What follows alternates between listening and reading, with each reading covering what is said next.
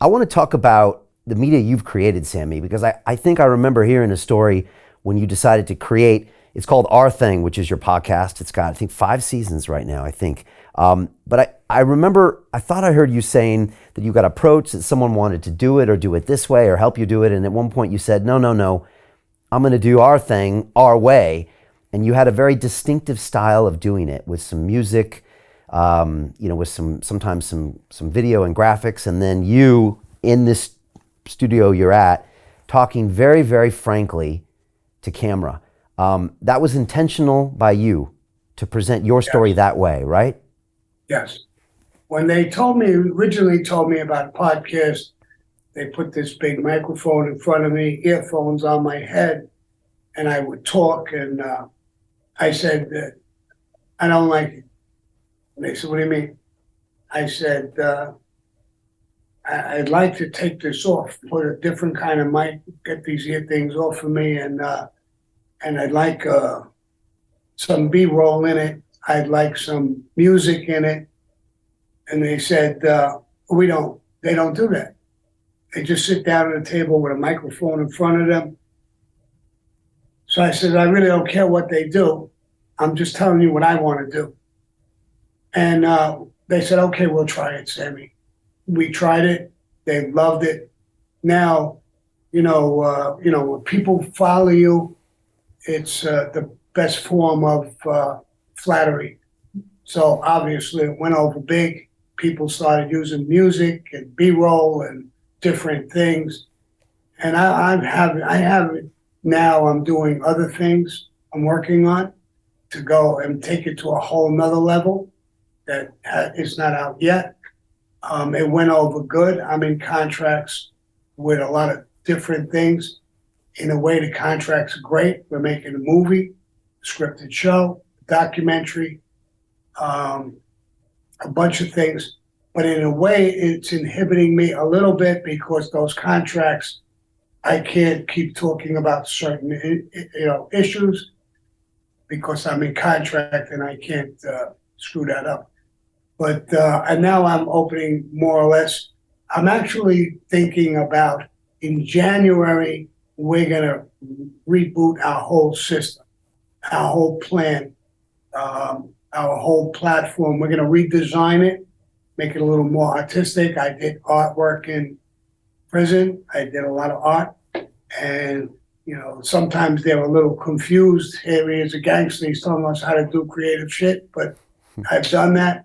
I want to upgrade it, make it more creative, make it more entertaining for people who are watching it, especially in this day and age. We were locked down, all these things.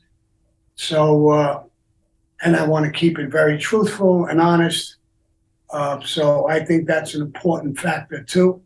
So I think if you go along that line, your success will follow. And I don't follow people. I'm a leader all my life. And I may make mistakes, but so be it. A lot of times I'll do something and they'll say, okay, we'll edit this. And I don't even bother. Leave it alone. Yeah. I make mistakes, so leave it alone. I mean, so people know it's not totally edited. Of course you edit some of it, but, I just want to be real with it. If you like me, you like me. You don't like me, you hate me, you love me, whatever, I can control people's thoughts and feelings. I just could be me. And however they think, so that's the way I try to run what I'm doing. I get, and it's working.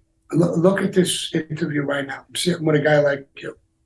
I mean, it's, years ago, it's a dream come true. Here I am, a gangster, heavyweight gangster, and I'm talking to someone like you. There's a reason. There's a reason that I'm trying to do the right thing. I guess you see it. I heard your entry into this. And that's my flow, is what's happening. I did some major interviews just recently, and I've got a bunch of people calling me. They want to do, talks and interviews like you. So this to me is a highlight to sit with someone like you from a beautiful country. Yeah. So I think I'm doing the right thing. And I'm here because I saw something that was real. That's what I saw, Sammy, when I tuned into your channel. And I could see that everything you did was intentional. And then ultimately I got it straight from you. So I didn't have some Hollywood director involved, some screenwriter, some actor, some blah, blah, blah. I got it straight from you. And, Right. I started YouTube 11 years ago, Sammy. And at the time I just had some webcams. I was in my kitchen, but I knew I wanted to do it my way. And it was going to be real. That's why we called it London Real. And so Right. at the end of the day, that's what people get. And that's probably the best thing, because then they can like you or hate you.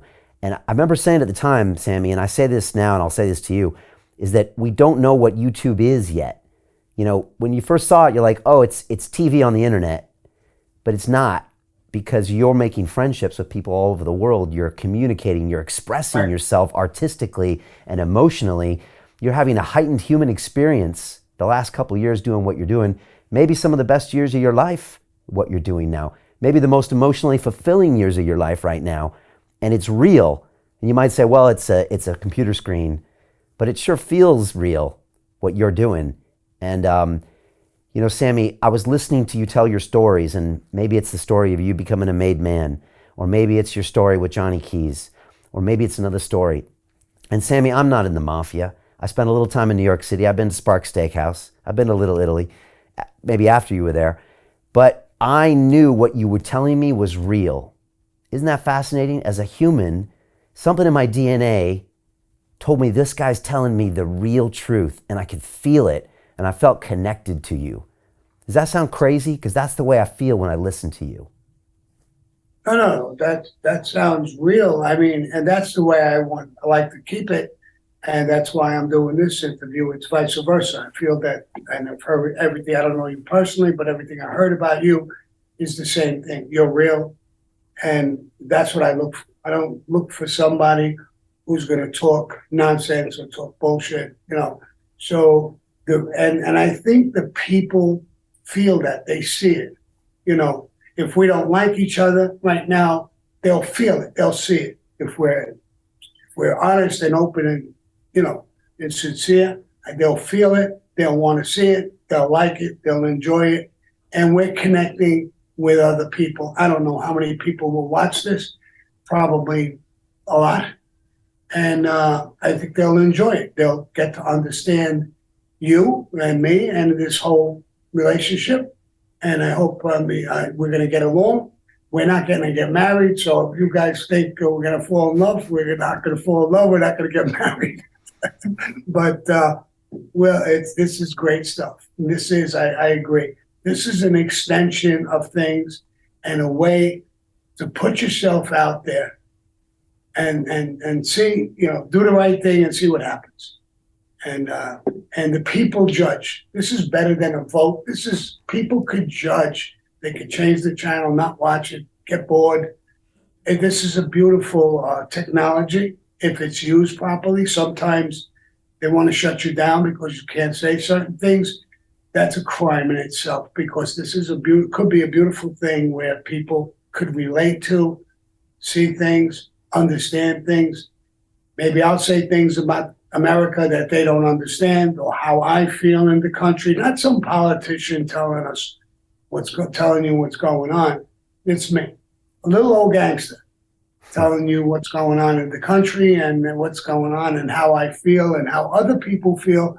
Because when I'm talking, I have tons and tons of people who listen to me.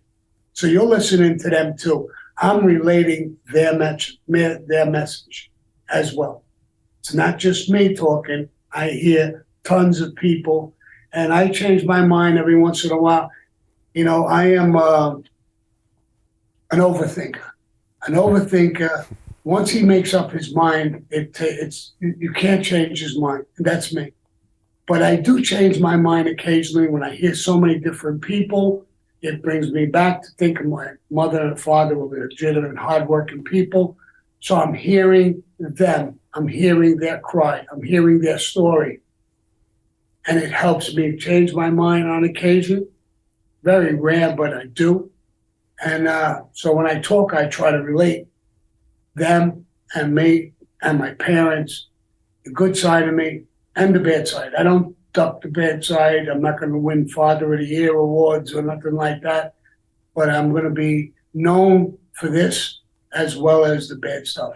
Hey, it's Brian Rose, founder of the DeFi Academy. I've told you my 4-week crypto bootcamp is amazing, but don't take my word for it. This is what my students are saying. The DeFi Academy was an amazing experience for me. It took me totally out of my comfort zone. In this course, I was challenged, I was held accountable, and pushed to do things that honestly weren't always easy. It's been phenomenal, and I can't believe we're already up on our 4 weeks. It has flown by. Going through this DeFi accelerator by far was one of the best courses I've taken. You do this course, you really get into the nitty-gritty of the activities that will make you comfortable with decentralized finance. Thank you so much to Brian and everyone at London Real and the DeFi Academy for even putting together an amazing course like this. Anybody else that wants to do it, please sign up.